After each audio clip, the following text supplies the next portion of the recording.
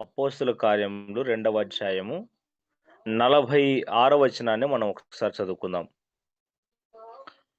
మరియు వారేక మనస్కులై ప్రతిదినము దేవాలయములో తప్పక కూడుకొనుచు ఇంటింటా రొట్టె విరుచుచు దేవుని స్తుతించుచు ప్రజలందరి వలన దయ పొందిన వారై ఆనందముతోనూ మిక్కటమైన హృదయముతోనూ నిష్కపటమైన హృదయముతోనూ ఆహారమును పుచ్చుకొనుచుండిరి.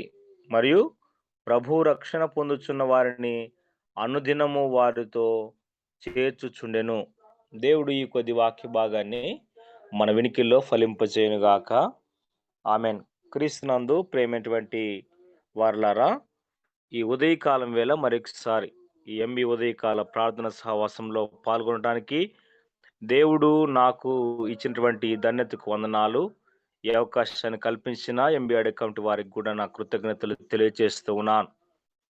చదవబడిన వాక్య భాగాన్ని మనం జ్ఞాపకం చేసుకుందాం. అంతకంటే ముందు ఒక విషయాన్ని నేను జ్ఞాపకం చేయాలని ఆశపడుతూ ఉన్నాను. సాధారణంగా మనుషులు అనబడేటువంటి ప్రతి వారికి ప్రతిదినం చేసేటువంటి అలవాట్లు, కొన్ని పనులు అనేటివి ప్రతిదినం చేయవలసినవి ఉంటాయి. అవి అందరికి తెలిసిన విషయమే. ప్రతిదినం భోజనం చేయడం, ప్రతిదినం నిద్రపోవడం, ప్రతిదినం కాలకృత్యాలు చేసుకోవడం, ప్రతిదినం బ్రష్ చేయడం, ఇలా చాలా విషయాలు మనిషి యొక్క జీవన విధానంలో ప్రతిదినం కొన్ని చేయక తప్పనివి అనేటివి ఉంటాయి. కొన్ని చేయకపోవచ్చు, కానీ కొన్ని అయితే ఖచ్చితంగా చేయవలసినవి ఉంటాయి అనేటువంటి విషయాన్ని నేను జ్ఞాపకం చేస్తూ ఉన్నాను. మనిషి ప్రతిదినం కొన్ని చేయకపోతే చాలా ఇబ్బందికి గురవ్వాల్సి వస్తుంది. చాలా సమస్యలను ఎదుర్కోవాల్సి వస్తుంది. చాలా ఇబ్బందుల్ని మనం మరి ఎదుర్కోవాల్సినటువంటి పరిస్థితి వస్తుందన్నటువంటి విషయాన్ని నేను జ్ఞాపకం చేస్తూ ఉన్నాను. అయితే ఇది మానవుని యొక్క జీవితంలో ప్రతిదినం చేయవలసినటువంటి కార్యక్రమాలు, లేదా ప్రతిదినం చేయవలసినటువంటి పనులు, ప్రతిదినం చేయవలసినటువంటి యాక్టివిటీస్ గురించి నేను మాట్లాడడం జరిగింది. ఇది భౌతికపరమైనటువంటి జీవితంలో, మనిషి జీవితంలో జరిగేటువంటి ప్రతి దినపు యాక్టివిటీస్ గురించి నేను మాట్లాడడం జరిగింది. ఒకవేళ ప్రతిదినం నిద్రపోకపోతే చాలా ఇబ్బందిని ఎదుర్కోవాల్సి వస్తుంది మనం. ప్రతిదినం భోజనం చేయకపోతే, ప్రతిదినం కాలకృత్యాలు చేయకపోతే, ప్రతిదినం మనం మరి బ్రష్ చేయకపోతే, ఇలాంటివన్నీ చేయకపోవడం వలన మనం చాలా నష్టాలనే కొని తెచ్చుకునేటువంటి వారుగా, మన ఆరోగ్యాన్ని కోల్పోయేటువంటి వారుగా ఉంటాము అనేటువంటి విషయాన్ని నేను జ్ఞాపకం చేస్తూ ఉన్నాను. అయితే క్రైస్తవుడు కూడా ప్రతిదినము చేయవలసిన కొన్ని కార్యక్రమాలు ఉన్నాయి. క్రైస్తవుడి యొక్క ప్రతి దినపు యాక్టివిటీస్ ఏమి అని మనం ఒకసారి జ్ఞాపకం చేసుకుందామని పరిశుద్ధ లేఖనాన్ని మనం గమనించినట్లయితే, ఆది అపోస్తులు యేసుక్రీస్తు మరణించిన తదనంతరం మరి ఆనాడు యేసుక్రీస్తును అనుసరిస్తున్నటువంటి వారు ప్రతిదినం కొన్ని కార్యక్రమాలు నిర్వహించడం జరిగింది వారి యొక్క ఆధ్యాత్మిక జీవితంలో అని నేను జ్ఞాపకం చేస్తూ ఉన్నాను. చేస్తే అపోస్తుల కార్యములు 2వ అధ్యాయము 46 వచనంలో ఈ మాట రాయబడింది. ఏమిటి అంటే, మరి అక్కడ గమనించినట్లయితే, మరియు వారేక మనస్కులై ప్రతిదినము దేవాలయంలో తప్పక కూడుకొనుచు అనేటువంటి మాట అక్కడ కనపడతా ఉంది. కాబట్టి క్రీస్తునందు ప్రేమైనటువంటి వారలారా, ఆనాటి ఆది అపోస్తులు వారు క్రీస్తును వెంబడిస్తున్న వారిగా, క్రీస్తును ప్రకటిస్తున్న వారిగా, క్రీస్తును ఆరాధిస్తున్నటువంటి వారుగా ఉన్నటువంటి వారు ప్రతిదినము చేసేటువంటి ఒక కార్యక్రమాన్ని నేను జ్ఞాపకం చేస్తూ ఉన్నాను. వారట ప్రతిదినము దేవాలయములో తప్పక కూడుకొనుచు అనేటువంటి మాటను మనం ఇక్కడ చూడగలుగుతున్నాం. అంటే క్రైస్తవుడు తప్పకుండా ప్రతిదినము దేవాలయములో వాళ్ళు కూడుకొనడం అనేటువంటిది మరి మనం ఇక్కడ గమనించగలుగుతూ ఉన్నాం. నేడు క్రైస్తవులు అనబడుతున్నటువంటి వారు ఎవరైనా సరే దేవాలయమునకు వెళ్ళేటువంటి వారు ఎంతమంది ఉన్నారా అని మనం గమనించగలిగితే చాలా తక్కువ మందే ప్రతిదినం వెళ్ళేవారు ఉంటారు. అయితే ఆనాడు ఆది అపోస్తలులు ప్రతి దినము దేవాలయంలో తప్పక కూడుకొనుట అనేటువంటి విషయం. తప్పక అంటే ఇక మిస్ కావడానికి ఛాన్సే లేకుండా వారు దేవాలయంలో కూడుకునేటువంటి వారు అని నేను జ్ఞాపకం చేస్తూ ఉన్నాను. నేటి క్రైస్తవ సమాజాన్ని మనం గమనిస్తే వారానికి ఒక్కసారి వచ్చేవారున్నారు. నెలకు ఒకసారి వచ్చేవారున్నారు. మరి 6 నెలలకో, సంవత్సరానికో ఒక 4 సార్లు వచ్చేవారు గూడా లేకపోలేదు. అది గూడా మరి క్రిస్మస్ సందర్భంగా, గుడ్ ఫ్రైడే సందర్భంగా, ఈస్టర్ సందర్భంగా, ఆ నూతన సంవత్సరం సందర్భంగా దేవాలయాల్ని దర్శించేటువంటి వారు లేకపోలేదు. అయితే ఆది అపోస్తలులో ప్రతి దినము వారి ఆధ్యాత్మిక జీవితంలో వారు చేస్తున్నటువంటి పని ఏమిటి అంటే, వారు ప్రతి దినము దేవాలయములో తప్పక కూడుకునేటువంటి వారు అని నేను జ్ఞాపకం చేస్తూ ఉన్నాను. కాబట్టి నేటి క్రైస్తవ సమాజం ప్రతిరోజు దేవాలయమును, దేవుని యొక్క సన్నిధిని వెతికేటువంటి వారుగా, కూడుకునేటువంటి వారుగా, దేవునితో సహవాసం చేసేటువంటి వారుగా ఉండాలి అని ఈ లేఖన భాగము మనతో మాట్లాడుతూ ఉంది. వారు ప్రతిదినము దేవాలయములో కూడుకొనుచు అనేటువంటి మాటను మనం అక్కడ చూడగలుగుతున్నాం. ఇంటింట రొట్టె విరుచుచు దేవుని స్తుతించుచు అనేటువంటి మాట ఉంది. వారు ఇంటింట కూడా రొట్టె విరిచినట్లు మనం చూస్తూ ఉన్నాం. రొట్టె విరుచుట అనేటువంటి మాటని బహుశా ఇది యేసుక్రీస్తు పంచినటువంటి రొట్టె అనేటువంటి భావన చాలా మందిలో ఉంది. దాన్ని ఏకీభవిస్తాను. కానీ, ఓ రకంగా జ్ఞాపకం చేసుకుంటే, ఇంటింట రొట్టె విరుచుట అనేటువంటి విషయాన్ని జ్ఞాపకం చేసుకుంటే, ఇంటింట దేవుని వాక్యమును బోధించుట లేదా పంచుట అనేటువంటి విషయాన్ని మనం అర్థం చేసుకోవాలి అని నేను జ్ఞాపకం చేస్తూ ఉన్నాను. ఎందుకనంటే యేసుక్రీస్తు రొట్టె విరిచిన తర్వాత ద్రాక్షారసాన్ని ఇచ్చినట్లు మనం లేఖన భాగాల్లో మనం కొరింథీయులకు రాసిన పత్రికలో అపోస్తలుడైన పౌలు రాసినటువంటి గ్రంథంలో మనం జ్ఞాపకం చేస్తూ ఉన్నాం. వెంటనే కదా! ఆ ప్రకారమే అనేటువంటి మాటుంది. ఇక్కడ మరి అపోస్తల కార్యములు 2వ అధ్యాయం 46వ వచనంలో జ్ఞాపకం చేస్తుంటే, వాళ్ళు ప్రతిదినము దేవాలయంలో కూడుకున్నటువంటి సందర్భం రాయబడింది. వారు ప్రతి దినము ఇంటింట రొట్టె విరచడం అనేటువంటిది జ్ఞాపకం చేయబడింది. అంటే ఇది మరి దీన్ని బట్టి మనం దేన్ని అర్థం చేసుకోవాలంటే, ప్రతి దినము దేవుని యొక్క మరణ పునరుత్థానాన్ని వారు జ్ఞాపకం చేస్తున్నారు. ప్రతి ఇంటిలో కూడా వెళ్లి చెప్తున్నారు అనేటువంటి విషయాన్ని, వాక్యాన్ని ధ్యానిస్తున్నారు అనేటువంటి విషయాన్ని మనము జ్ఞాపకం చేసుకోవాలి అని నేను ఈ లేఖన భాగం ద్వారా తెలియజేస్తా ఉన్నాను. అందుకనే అంత మాత్రమే కాకుండా మరి వారు దేవుణ్ణి స్తుతించినట్లు మనం చూస్తా ఉన్నాం. దేవుణ్ణి స్తుతించినట్లు మనం అక్కడ గమనించగలుగుతున్నాం. ఏంటి అంటే దేవుడు దేవునిగా ఉన్నందుకు, దేవుడు వారి జీవితాల్లో చేస్తున్న ప్రతి దానిని బట్టి, దేవుడు పాపములో నుంచి వారిని రక్షించిన విధానాన్ని బట్టి, వారు దేవుణ్ణి ఆనాడు మొదటి క్రైస్తవులుగా పిలబడిన ఆది అపోస్తలంతా కూడా దేవుణ్ణి స్తుతిస్తున్నట్లు మనం చూస్తూ ఉన్నాం. మనం కూడా దేవుణ్ణి ప్రతి దినము స్తుతించాలే. కారణం ఏంటంటే, దేవుడు మనకు రక్షణనిచ్చినందుకు, దేవుడు మనకు జీవితాన్నిచ్చినందుకు, దేవుడు మనల్ని రక్షిస్తున్నందుకు, మన కాపుదలగా ఉంచుతున్నందుకు, మరి ఇవన్నిటి విషయాలు చాలా భౌతికపరమైనటువంటి ఈవులన్నిటిని మనకి సమకూరుస్తున్నందుకు, అంతకంటే ప్రాముఖ్యంగా దేవుడు మనమల్ని పరలోకపు వారసుడిగా, వారసురాలుగా చేయడానికి తన్ను తాను రిక్తునిగా చేసుకొని, తాను కలువరి శిలువలో మరణించి యాగమైనటువంటి విధానాన్ని బట్టి మనము దేవుణ్ణి ప్రతి దినం కూడా స్తుతించాలి అనేటువంటి విషయాన్ని నేను జ్ఞాపకం చేస్తున్నాను. ఆయన భూమి ఆకాశాలను సృజించినందుకు స్తుతించాలి. ఆయన మనమల్ని జీవితాన్ని ఇచ్చినందుకు స్తుతించాలి.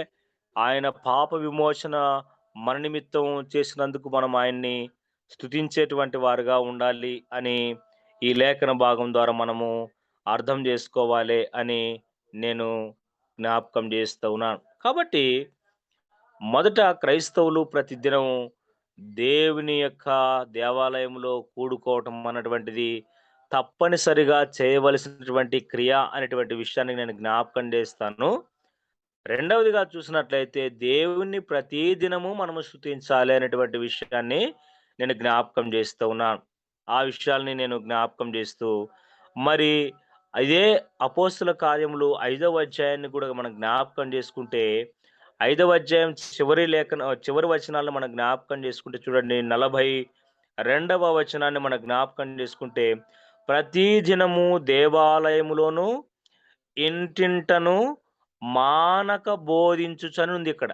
మానక బోధించుచు యేసే క్రీస్తని ప్రకటించుచుండిరి అనేటువంటి మాటుంది. కాబట్టి ఇక క్రైస్తవుడు మరి ప్రతిరోజు చేయవలసినటువంటి పని ఇక ఏదైనా ఉందా అని మనం మరొకసారి జ్ఞాపకం చేసుకుంటే, వారు ప్రతి దినము మానక బోధించుచు అనేటువంటి మాటుంది. మానక బోధించుచు.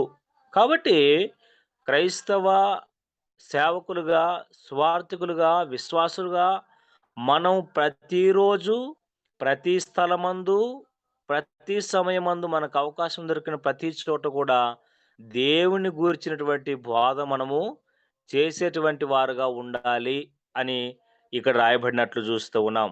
అందుకనే మానక బోధించుచు, మానక బోధించుచు యేసే క్రీస్తని ప్రకటించుచుండిరి అంటే ప్రకటన సువార్త చేస్తా ఉన్నారనేటువంటి విషయాన్ని నేను జ్ఞాపకం చేస్తున్నాం. మనం చాలా మందిని దేవుడు మరి సేవకులుగాను, కాపరులుగాను, మరి చాలా మందిని స్వార్థికులుగాను వాడుకుంటున్నట్లు మనము చూస్తూ ఉన్నాం. చాలా మందిని మిషనరీగా వాడుకుంటున్నట్టు మనం చూస్తున్నాం. దేవుడు ఒక్కొక్కరికి ఒక్కో తలాంతుని ఇచ్చి వాడుకున్నటువంటి సందర్భాలు చాలా విషయాలు లేఖన భాగాల్లో కూడా మనం గమనించవచ్చు. కాబట్టి క్రీస్తుని ఎరిగినటువంటి వాడిగా, క్రీస్తును వెంబడిస్తున్నటువంటి వాడిగా, మనం ఏం చేయాలి క్రైస్తవుడిగా అని మనం జ్ఞాపకం చేస్తే, ప్రతి దినము బోధించాలి అని నేను జ్ఞాపకం చేస్తున్నాం. మరి మన యొక్క ఎంబీ సంస్థలో ప్రతి సంఘంలో ప్రతిదినం బోధ జరుగుతుందో లేదో నాకైతే తెలియదు గానీ, మరి మా సంఘంలో అయితే ప్రతి ఉదయం 5 గంటల నుంచి 6 గంటల వరకు సంఘంలో బోధ జరుగుతది. ప్రతి సాయంత్రం 5 గంటల నుంచి 7 గంటల నుంచి 8 గంటల వరకు మరి దేవుని గురించినటువంటి ప్రకటన జరుగుతుంది అని నేను జ్ఞాపకం చేసుకోవడానికి సంతోషిస్తూ ఉన్నాను. కాబట్టి క్రీస్తునందు ప్రేమటువంటి వారలారా, ఈ ఉదయకాలం వేళ క్రైస్తవుడు ప్రతిదినము చేయవలసినటువంటి కార్యక్రమాలను గురించి, క్రియలను గురించి, పనిని గురించి నేను జ్ఞాపకం చేస్తూ ఉన్నాను.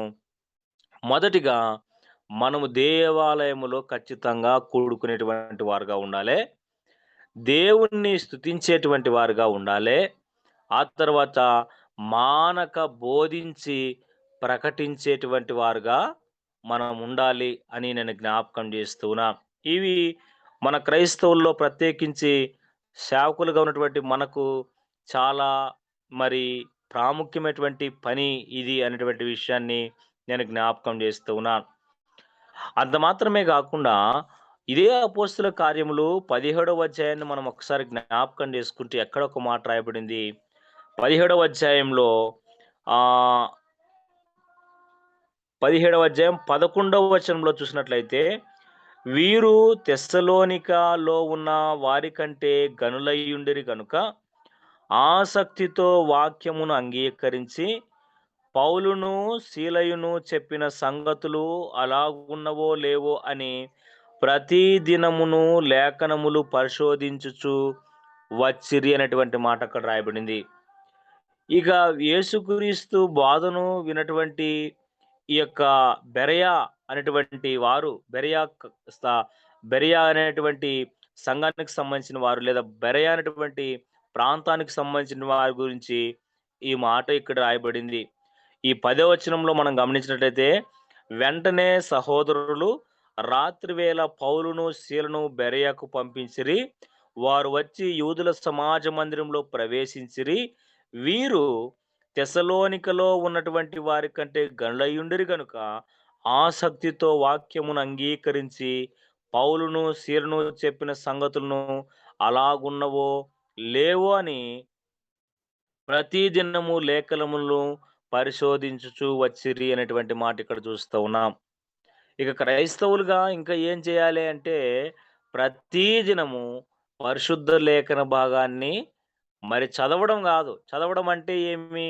చదవడం అంటే మరి ఆదికాండం నుంచి వరుసగా రోజు ఒక వచనాన్ని చదవడమో, రోజు ఒక అధ్యాయాన్ని చదవడమో, ఈ అలవాటుగా పెట్టుకునింటారు. దాన్ని నేను తప్పని నేను అనడంలే.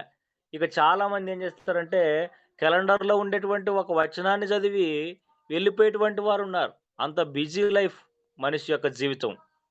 కానీ ఇక్కడైతే బెరయాకు సంబంధించినటువంటి వారు ఎలాంటి వారంటే వీరు తెస్సలోనికలో ఉన్నటువంటి వారి కంటే గనులు. వారు ఎలాంటి వారంటే ఆసక్తితో వాక్యమును అంగీకరించిన వారు. ఆసక్తితో వాక్యమును అంగీకరించిన వారు ప్రతిదినం ఏం చేస్తున్నారంటే బైబిల్‌లో బోధించినటువంటి ప్రతి విషయం పౌలు, సీలలు ఇది కరెక్టా? కాదా? అని వారు పరిశుద్ధ లేఖన భాగాన్ని ప్రతి దినము పరిశోధించుచు వచ్చిరనేటువంటి మాట రాయబడింది. కాబట్టి బైబిల్‌ని చదవడం వేరు, పరిశోధించడం వేరు అనేటువంటి విషయాన్ని నేను జ్ఞాపకం చేస్తూ ఉన్నాను. కాబట్టి క్రీస్తునందు ప్రియమైనటువంటి వారలారా, పరిశుద్ధ లేఖన భాగాన్ని మనం ధ్యానించాలే, లేదా పరిశుద్ధ లేఖన భాగాన్ని పఠించాలే, పరిశుద్ధ లేఖన భాగాన్ని బాగా పరిశోధించాలే, పరిశీలించాలి అనేటువంటి విషయాన్ని నేను జ్ఞాపకం చేస్తూ ఉన్నాను. కాబట్టి ఆనాటి ఆది అపోస్తులు లేదా ఆది క్రైస్తవులు చేసినటువంటి పనులు నేను జ్ఞాపకం చేస్తూ ఉన్నాను. వారు ప్రతి దినము లేఖనములను పరిశోధించుచూ వచ్చిరి అనేటువంటి మాటను మనము అక్కడ చూడవచ్చన్నమాట. ఇంకా ఇంకో విషయాన్ని నేను జ్ఞాపకం చేస్తా ఉన్నాను. యేసుక్రీస్తు కూడా ప్రతి దినము దేవాలయములో బోధించుచు అనేటువంటి మాట ఒక 2, 3 చోట్ల గూడా ఈ మాట రాయబడింది. కాబట్టి మనం దేవాలయముతో లేదా మందిరముతో సహవాసాన్ని కలిగున్నామో లేదో ఒకసారి జ్ఞాపకం చేస్తా ఉన్నాం. చాలా మంది క్రైస్తవులు మందిరానికి అన్ని విషయాలకి, అన్ని ప్రోగ్రామ్స్‌కెళ్తారు గానీ, మందిరానికి మాత్రం వెళ్లరు. మందిరానికి మాత్రం వెళ్లరు. అయితే యేసుక్రీస్తు లాంటి వాడే ఏం చేశాడంటే ప్రతి దినము దేవాలయంలో వెళ్తున్నట్లు మనము మరి మార్కు సువార్త 14వ అధ్యాయం 49వ వచనంలో చూడవచ్చు. మరి అంత మాత్రమే గాకుండా లూకాసు సువార్త 19వ అధ్యాయం 47వ వచనంలో మనము చూడవచ్చు. లూకాసు సువార్త మరి 21వ అధ్యాయం 37వ వచనంలో మనము గమనించవచ్చు అనేటువంటి విషయాన్ని నేను జ్ఞాపకం చేస్తున్నాను. యేసుక్రీస్తు కూడా ప్రతి దినము దేవాలయములో బోధించుచు అనేటువంటి మాట, లేఖనముల గురించినటువంటి విషయాలు ధ్యానిస్తున్నట్లు, ప్రకటిస్తున్నటువంటి విషయాలు మనము గమనించవచ్చని నేను జ్ఞాపకం చేస్తున్నాను. యేసుక్రీస్తు జీవితంలో ఏదైతే ప్రతి దినము దేవాలయములోకి వెళ్ళడము, ఆయన బోధించడం, ఆయన ప్రకటించడం, ఆయన ప్రార్థించడం, ఆయన లేఖనాల్ని పరిశోధించడం అనేటువంటి విషయం జరిగింది అనేటువంటి విషయాన్ని కూడా నేను జ్ఞాపకం చేస్తూ ఉన్నాను. అంత మాత్రమే గాకుండా మరి లూకాసు సువార్త, లూకాసు సువార్త 9వ అధ్యాయాన్ని మనం జ్ఞాపకం చేసుకుంటే 23వ వచనంలో యేసుక్రీస్తే ఓ మాట అన్నాడు చూడండి. మరియు ఆయన అందరితో ఇట్లనెను అనేటువంటి మాట ఇక్కడ రాయబడింది. ఎవడైనను నన్ను వెంబడింపగోరిన యెడల తన్ను తాను ఉపేక్షించుకొని ప్రతి దినము తన సిలువను ఎత్తుకొని నన్ను వెంబడింపవలెను అనేటువంటి మాట ఉంది. ప్రతి దినము తన సిలువను ఎత్తుకొని నన్ను వెంబడింపవలెను అనేటువంటి మాట. యేసుక్రీస్తు మీ సిలువను మీరెత్తుకొని నన్ను వెంబడించండంటే, ఈనాడు అనేక మంది క్రైస్తవులు ప్రతి మెడలో సిలువేసుకొని తిరగడం నేర్చుకున్నారు గానీ, యేసుక్రీస్తు ఏమంటున్నాడంటే, మీ సిలువను ఎత్తుకోండి అని అన్నాడు. మీ సిలువని ఎత్తుకోండి. తన సిలువని ఎత్తుకునేటువంటి మాట రాయబడింది ఇక్కడ. ఏంటి మన సిలువ అని మనం జ్ఞాపకం చేసుకుంటే, మనకున్నటువంటి అడ్డంకులు గావచ్చు, మనకున్నటువంటి శ్రమలు గావచ్చు, మనకున్నటువంటి సమస్యలు గావచ్చు, అవి ఏవైనా కావచ్చు, వాటిని మనం ఏం జేయాలంటే, మనమే మన భారాన్ని మనం మోసుకొని, మనము దేవుణ్ణి వెంబడించేటువంటి వారుగా ఉండాలని జ్ఞాపకం జేస్తూ ఉన్నాడు. కాబట్టి చాలామంది బోధకులు యేసుక్రీస్తు బోధించేటప్పుడు యేసుక్రీస్తుని నమ్ముకుంటే ఏమొస్తాయని జెప్తారు? స్వస్థతలొస్తాయని జెప్తున్నారు. వాస్తవమే, నేను కాదని అనడంలే. కానీ అది ప్రధానమైన భాగం కాదు అని నేను జ్ఞాపకం చేస్తూ ఉన్నా. చాలామంది మేలు జేస్తాడు. మేలు చేస్తాడని నేను నేను కాదనడంలే. కానీ దాన్ని ఫోకస్ చేయడం కాదు గానీ, యేసుక్రీస్తు మొదటిగా మన పాపమును విడిపించేటువంటి వాడు. మన పాపముల నుంచి విముక్తి చేసినటువంటి వాడు. ఆయన తన కలువరి శిలువలో తన రక్తాన్ని చిందించిన వాడు. ఆయన మరణించి తిరిగి లేచిన వాడు. మరలా మనల్ని తీసుకునేటువంటి వెళ్ళేటువంటి వాడనేటువంటి బోధ, ఆయన మరణ పునరుత్థానం గురించినటువంటి బోధన మరిచి, ఈనాడు అనేక మంది సేవకులు చాలా గలిబిలి బోధల్ని మన మధ్యలోనికి తీసుకొని వచ్చి, మరి విచిత్రమైనటువంటి బోధల్ని, కల్పితమైనటువంటి బోధల్ని, వారు ఎన్నుకున్నటువంటి బోధల్ని వారు బోధిస్తున్నటువంటి సందర్భాల్ని మనం చూడగలుగుతూ ఉన్నాం. అయితే యేసుక్రీస్తే చెప్పిన మాటేంటంటే, మరియు ఆయన అందరితో ఇట్లనెను, ఎవడైనా నన్ను వెంబడింపగోరిన యెడల తన్ను తాను ఉపేక్షించుకొని, తన్ను తాను ఉపేక్షించుకొనంటే తన గురించినటువంటి ఆలోచన విధానాన్ని మరచి, నేను, నా కుటుంబం లేదా నాది, అది, ఇది అనేటువంటి అలాంటి స్వభావాన్నంతటిని వదిలిపెట్టుకొని, ప్రతి దినమును తన సిలువనెత్తుకొని నన్ను వెంబడించాలి అని మాట్లాడుతూ ఉన్నాడు. కాబట్టి మనం ప్రతి దినము మన యొక్క సిలువను మనము ఎత్తుకునేటువంటి వారుగా ఉండాలె. ప్రతిదినం మనకున్నటువంటి అడ్డంకులు, మనకున్నటువంటి సమస్యలు, మనకున్నటువంటి ఇబ్బందులు ఏవైనా కావచ్చు, వాటన్నిటిని కూడా మనము భరించి, సహించి, శ్రమల్ని ఎదుర్కొని, మనం దేవుణ్ణి వెంబడించేటువంటి వారుగా ఉండాలి అని లేఖన భాగంలో యేసుక్రీస్తు మాట్లాడుతున్నాడు. కాబట్టి ఒకరోజు మనకి పరిస్థితి అనుకూలించకపోతే మనం దేవుణ్ణి వెంబడించలేం. దేవుణ్ణి ఆరాధించలేకపోతాం కొన్నిసార్లు. చిన్నపాటి తలనొప్పొస్తే మందిరానికెళ్ళలేకపోతాం. ఆరాధన ఎగ్గొడుతూ ఉంటాం మనం. కానీ ఇది యేసుక్రీస్తు ఏమిటంటే, ప్రతి దినము తన సిలువని ఎత్తుకొని నన్ను వెంబడించాలని అంటున్నాడు. అంటే మనకున్న అడ్డంకులన్నీ సిలువ దేనికి సాదృశ్యం అంటే శ్రమకు సాదృశ్యం. కాబట్టి మనిషికున్నటువంటి ప్రతి అడ్డంకిని మనము ఎదుర్కొని ఆయన్ని వెంబడించేవారుగా ప్రతి దినము ఉండాలని లేఖన భాగము మనతో మాట్లాడుతూ ఉంది. అంత మాత్రమే గాకుండా మరి హెబ్రీయులకు రాసిన పత్రికలో మనం గమనించినట్లయితే హెబ్రీయులకు రాసిన పత్రిక హెబ్రీయులకు రాసిన పత్రిక 3వ అధ్యాయము 14వ వచనాన్ని నేను జ్ఞాపకం చేస్తాను. పాపం వలన కలుగు భ్రమ చేత మీలో ఎవడునూ కఠినపరచ పరచబడకుండునట్లు నేడు అనబడు సమయముండగానే ప్రతి దినమును ఒకనికొకడు బుద్ధి చెప్పుకొనుడి అనేటువంటి మాటుంది. ప్రతి దినము ఒకనినొకడు బుద్ధి చెప్పుకొనుడి. పాపము వలన కలుగు భ్రమ చేత మీలో ఎవరు గూడా మరి కఠినపడకుండా ఈ రోజుకి ఈ రోజే, ఏ రోజుకి ఆ రోజు మనము ప్రతి దినము బుద్ధి చెప్పుకోవాలి ఒకరినొకరు అనేటువంటి మాట ఉంది. కానీ ఈనాడు క్రైస్తవ యొక్క సహవాసాల్లో మనం ఒకరినొకరు బుద్ధి చెప్పుకునేటువంటి వారుగా ఉండాలి అని ఈ లేఖన భాగం హెచ్చరిస్తూ ఉండగా, మనం ఒకరినొకరు విమర్శించుకోవడం, మనం ఒకరినొకరు ద్వేషించుకోవడం, మనం ఒకరినొకరు ఎలాంటి సిట్యుయేషన్‌ని మనం ఇప్పుడు ఎదుర్కొంటున్నామంటే, చాలా విపరీతమైనటువంటి స్థితిని సహోదరుల మధ్య ప్రేమని, ఐక్యతని మరి కోల్పోయినటువంటి పరిస్థితిని మనం చూస్తూ ఉన్నాం. కాబట్టి క్రీస్తునందు ప్రియమైనటువంటి వారలారా, మనం ప్రతి దినము వాక్య భాగం చేత మనము బుద్ధి చెప్పుకునేటువంటి వారుగా ఉండాలి అని ఈ లేఖన భాగము చెబుతా ఉంది. ఇక చివరిగా ఒక మాటని జ్ఞాపకం చేసి నేను ముగిస్తాను. ఆహ్, కీర్తనల గ్రంథము 88వ అధ్యాయము 88 అధ్యాయము 9వ వచనాన్ని నేను జ్ఞాపకం చేస్తాను.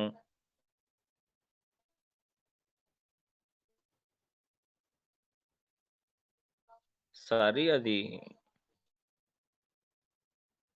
88 9వ వచనాన్ని. బాధ చేత నా కన్ను క్షీణించుచున్నది. యెహోవా ప్ర ప్రతిదినము నేను నీకు మొర్రపెట్టుచున్నాను. నీ వైపు నా చేతులు చాపుచున్నాను అటువంటి మాట ఇక్కడ రాయబడింది.